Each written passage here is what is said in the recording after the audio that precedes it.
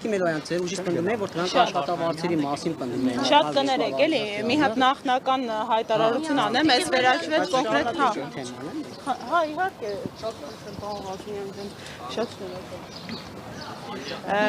Նախ հարգելիներս շատ շնորհակալ ենք, որ եկել եք լուսաբանելու, այսօր մեկնարկ տվեցինք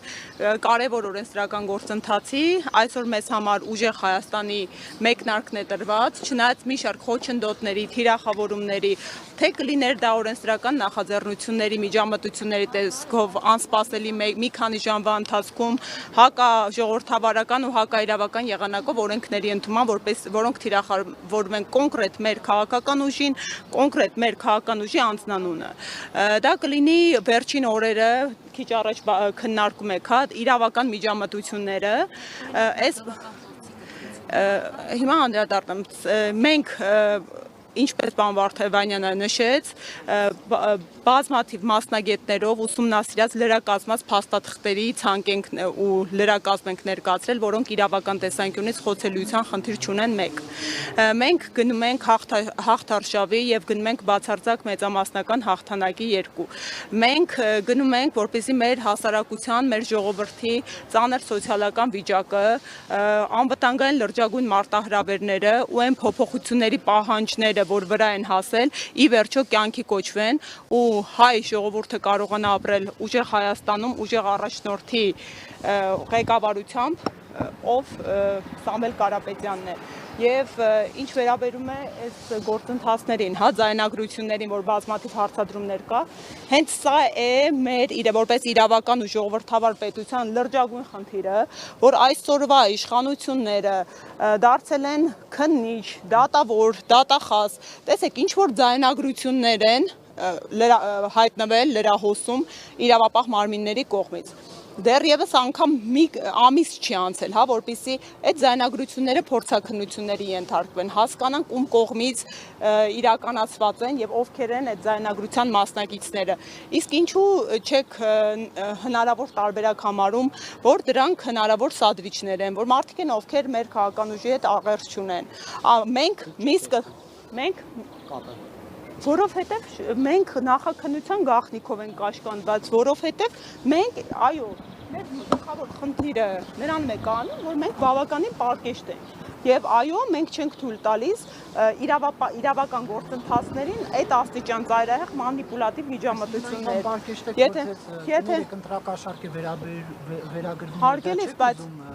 Հարգելիս, բայց ո՞րն է հերքումը, ես ինքս անձամբ տվել եմ օրերս ճեպազրույցել, հարցազրույցել, որում այս նույն մտքերը արտահայտել եմ, արդյոք դա հերքում չէ, արդյոք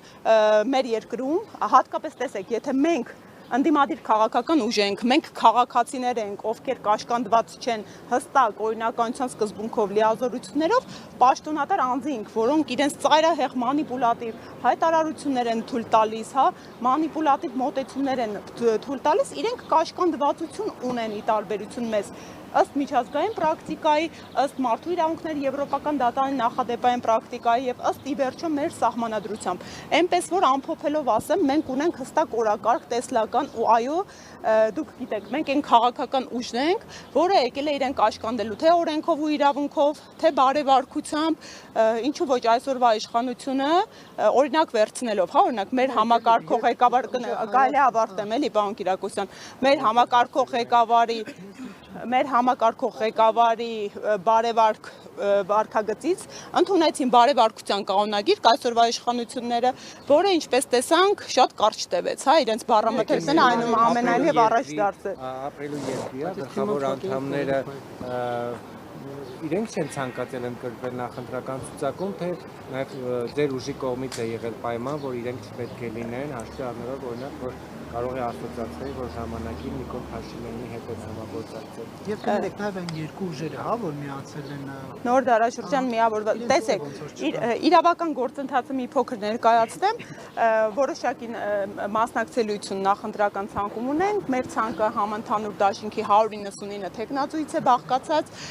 ասեմ, մենք դաշինք ենք կազմել, ի սկզբանե մարտի 31-ին կնքված հուշագրին համապատասխան երկու քաղաքական ուժերի հետ, դրանք նոր դարաշրջան եւ միավորված հայեր կուսակցություններն են։ Ապրելու երկիր կուսակցությունը մեզ հայտնել է իր աջակցությունը եւ կրկին հուշագիր ստորագրվել է համագործակցության ու աջակցության վերաբերյալ, բայց ոչ որպես դաշինքի մաս։ Շնորհակալ եմ։ Տիկին Մելոյան, փաստաթղթերը շատ էսթետիկ շատ կներեք, էլ հարցերից չվերաբերվի, գործընկերներն են թույլ, գործընկերոջս բավականին հարցեր տվեցի։ Էլի կլսեմ ձեր հարցը։ Տիկին Մելոյանի ուշադրությունը գրավեց տուփը, որով փաստաթղթերը ներկայացրեցիք, շատ էսթետիկ էր նվերի տեսքով, իշխանություն գալու դեպքում ուժեղ Հայաստանը այդպիսի նվեր է լինելու հայ ժողովրդի համար, հաշվի առնելով, որ նաև բարեվարչությունից, բարեկրթությունից եք խոսում։ Իհարկե, մենք հիմնական նպատակ ունենք, այդ նպատակը մեր հասարակության մեջ գծված բաժանարար գծերից վերացարկվելն է, այդ նպատակը ի վերջո միասնական համերաշխ հասարակություն ձևավորելն է, որպեսզի կարողանանք այս բոլոր մարտահրավերները, որոնք վրա են հասել, այդ ամենը հաղթարել ու ինչպես մեր առաջնորդը իր ելույթում ասաց, բավական է, որ գործի այն իրավիճակը, երբ գալիս են պաշտոնյաները եւ դատարկում են ժողովրդի ու քաղաքացու գրպանները իրենց գրպանները լցնելու նպատակով։ Մենք լինելու ենք այդպիսի իշխանություն, որի առաջնորդը իր գրպաններն է դատարկելու, որպեսզի ծաղկի ու ի վերջո ոտքի կանգնի մեր հասարակությունը։ Նաև հակապահականները առանձին վերցրած բավականին կոշտ քննադատական են արձագանքում ուժեղ Հայաստանի շուրջ տեղի ունեցող զարգացումներին ընդդեմ, նաև աննեղության կանխավարկածը շատ ժամանակ հաշվի չառնելով, նաև վերջերս կցանկանայի ձեր մեկնաբանությունը լսել ԿՊԱ-կան պատգամավոր Արուսատ Ջուլակյանի մեկնաբանության վերաբերյալ Նարեկ Կիրակոսյանին տված YouTube-յան հարցազրույցի ժամանակ։ Ժորդ, դե ես ինձ թույլ չեմ տա կրկնել այդ ամենը ինչ տիկինը ասեց, բայց դա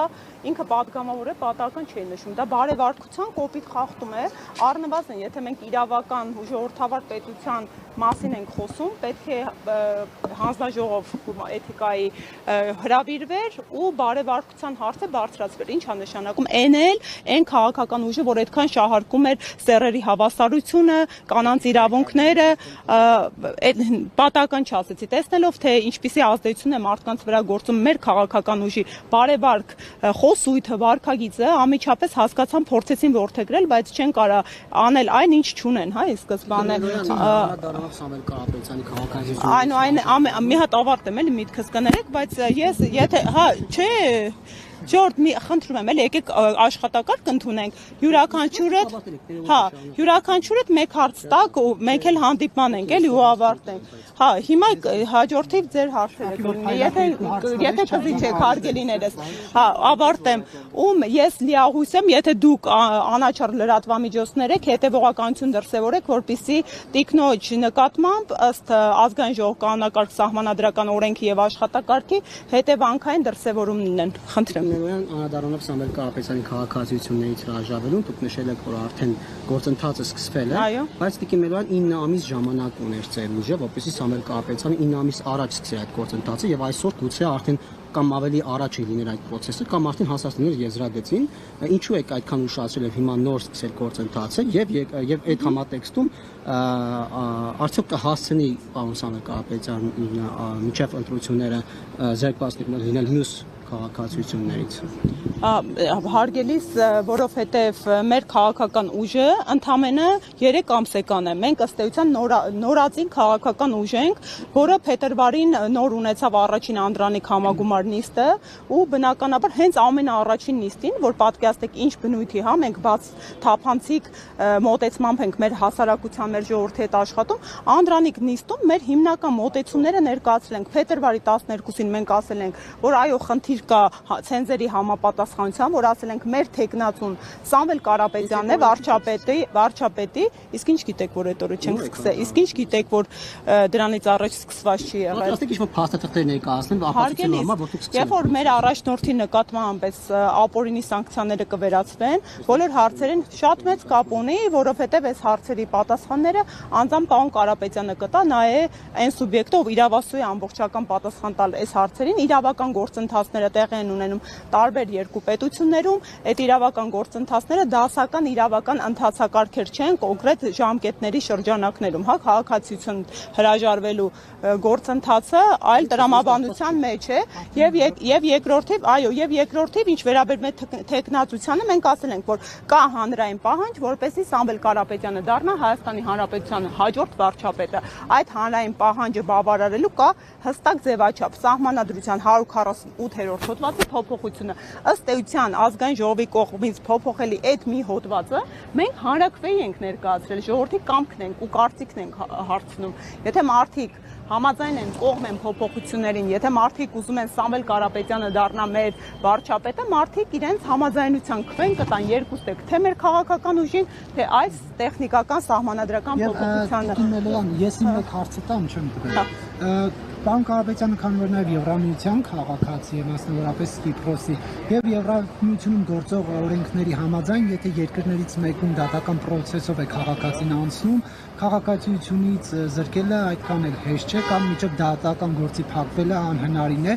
իսկ Ֆրանսիայում պարոն Կարապետյանն անցնում է դատական գործերով, այս խնդիրը ինչպես է կարդալու։ Պարոն Կիրակոսյան, այդ յուրաքանչյուր Եվրոպական միության անդամ երկիր իր այնուամենայնիվ ներքին օրենսդրական իրավական կարգավորումները ունի եւ այդ իրավական կարգավորումների սպეციფიკայի համատեքստում կարգավորվել այդ հարցերը լուծվելու են։ Խնդրեմ, շնորհակալ եմ։ Շատ է խոսում եւ նաեւ շատ է տեսնում, որ Նիկոլ Փաշինյանը իր ներկուսակցական քարոզարշավի ժամանակ մարդկանց է տեղավորում աշխատանքի մեկին ասում է սրան լավ աշխատանք գտակ եւ այս նույն հարցի շրջանակում նաեւ Աննա Հակոբյանն անգլերենի դասընթացներ անում, սա արդյոք դիտարկվել բարեգործության արգելքը խախտելու շրջանակում եւ ինչ որ հաղորդումներ ներկայացնում եք, եթե հակակոռուպցիոն կոմիտեն տեսնում է ձեռքերը ծալացնում։ Իհարկե, հարգելիներս, ես կխնդրեի նաեւ ձեր աջակցությունը այս հարցում, որովհետեւ դուք տեսնում եք, որ ակնհայտորեն մեր քաղաքական ուժը անհավասար պայմաններում է գտնվում։ Մեր նկատմամբ ու մեր երկրում երկակի ստանդարտներ են կիրառվում ըստ քաղաքական հայացքների ու ընդհանրապես այն իրավիճակում, երբ երկրում ընդհանրապես ռազմաբյուջեն օրինակ պաշտպանության նախարարության կրճատվում է, ներքին գործերի նախարարության ոստիկանության բյուջեն եռապատկվում է, այդ պայմաններում զուգահեռաբար կտրուկ հանցագործությունների աճն է բարձրանում, որովհետև ողջ իրավապահ համակարգի ներուժը ուղղված է ընդդիմադիր քաղաքական ուժերի եւ գործիչներին ճնշելու նպատակով։ Այո, մենք մոնիտորինգ ենք իրականացնում, այո, քաղաքացիական պայմանագրի կողմից թույլ են տրվում չարաշահումներ եւ բնականաբար օրինակ զուգահեռաբար ես ներկայացրել էի, հա, Տիկին Ղումանշյանի հենց ձերբակալման օրը, որ էլի կար թեկնած ու քաղաքացիական պայմանագրից, ով բարեգործության մասին հրապարակում էր կատարել եւ դրա հետքերով անկախ երբ էր կատարվել, հրապարակումը կատարվել էր այդ օրվա դրությամբ եւ ըստ էության անկալման տեսանկյունից